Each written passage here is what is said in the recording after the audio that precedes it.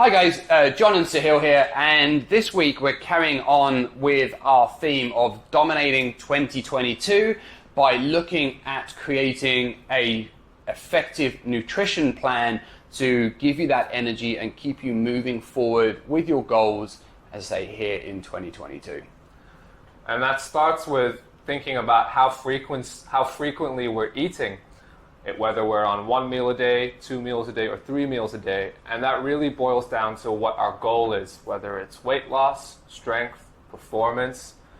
We will program our nutrition and frequency of eating accordingly. Yep, so as a general rule, we will be looking at eating less frequently.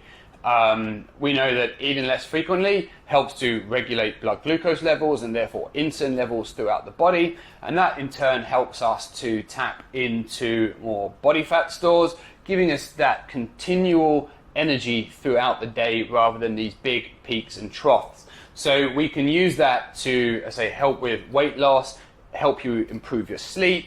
We can look at giving you more energy. Moving on and building on top of that, we can have a look at strategy number 2, which is the intervals throughout the day that you're eating. So the intervals that we go through, fasted intervals, 24, whether we're going through the 20 hours fasted, 4-hour window of eating, whether we're going for that 24-hour reset, or the more common 18 to 6 fasting types. And that also boils down to what we're looking to achieve out of each routine. Yep. So when we're talking about fasting, everybody immediately jumps, to like this 16-8 principle, like this intermittent fasting 16-8. But it's really important to understand that there's numerous different principles, as Sahil's pointed out there. But it comes down to what you're trying to achieve.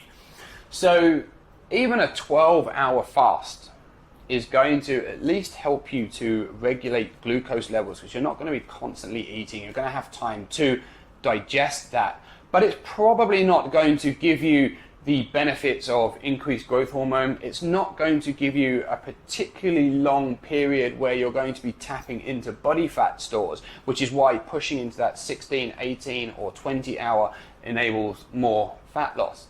But if you're looking from a health point of view as well, going over that 20 hours, something like 24 hours, you're going to see an increase in autophagy, which is where your body's recycling system, where you'll be breaking down old, damaged, or just generally aged cells and taking them back to the liver to recycle them to build new cells, ramps up about 300%. And that is great if you're looking for immunity and better skin, better health in general. So slightly longer fasts every now and again brings out autophagy. So just understanding what you're trying to achieve and what intervals are needed to help you to progress is very, very important.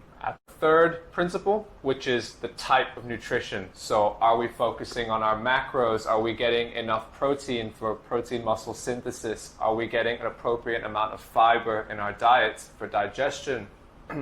Some of us might be looking at a bit of carb intake for that performance aspect of our training, but it all boils down to what we're looking to get from our training.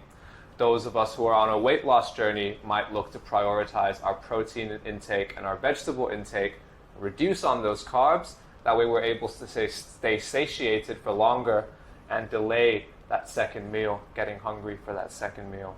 So just tapping on top of that,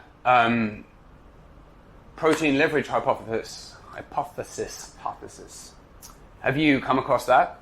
Yep, so that's where we drastically increase our protein intake, which will in turn keep us satiated and allow us to activate our metabolism and lose weight over a short period of time. Yep. So basically it's where your body, your society is based around the amount of protein that you intake. So you will continue to feel hungry until you have met your body's protein needs. So if you have a low protein diet, you can continue to eat and eat and eat, but still feel hungry. Whereas if you actually meet your body's protein needs, which is typically around about 20%, I would say, of your overall calorie intake, then you typically start to feel less hungry. And that is how you can quite comfortably get into sort of OMAD, like 1 meal a day or 2 meals a day, and not constantly be feeling hungry. And when we say OMAD, we don't just mean that it has to be 1 meal a day every day. It might mean that 2 or 3 days in the week is where you have that one meal. It all comes down to your hunger and how you feel in the moment.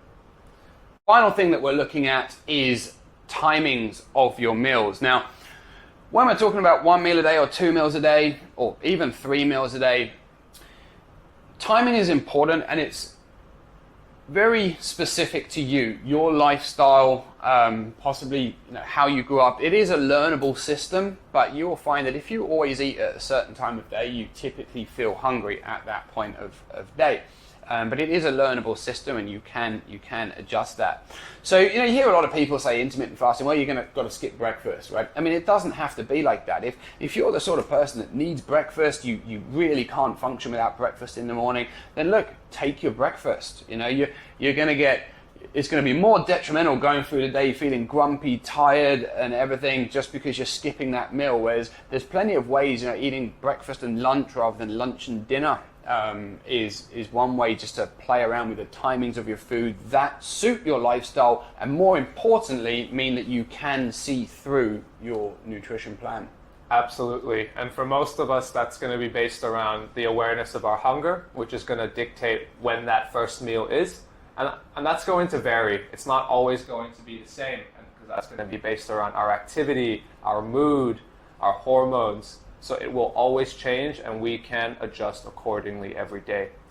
One of the ways that we can do this is, for example, if we've had a big weekend, we can do what we like to call Metabolic Mondays, which is where we go through a 24-hour fast on Monday just to reset the systems and recalibrate for the following week. A lot of people find that a little bit shocking. Like, you don't eat for one whole day, but we have a lot of clients that actually do this. If you're typically eating X amount Monday to Friday, but weekends you eat twice as much, the body doesn't work on a day-by-day system, right? So you've overeaten that day or 2 days over the weekend, then just taking that Monday to not consume at all, you've got so much extra energy that you've flooded into that system that your body should comfortably be able to get through one day without eating. And it's just a really simple way of enabling yourself to enjoy your weekends, be a little bit more flexible, again, in the long term, making the plan more sustainable, but also staying on track. And that's it, guys. That wraps up our little care package on nutrition for 2022.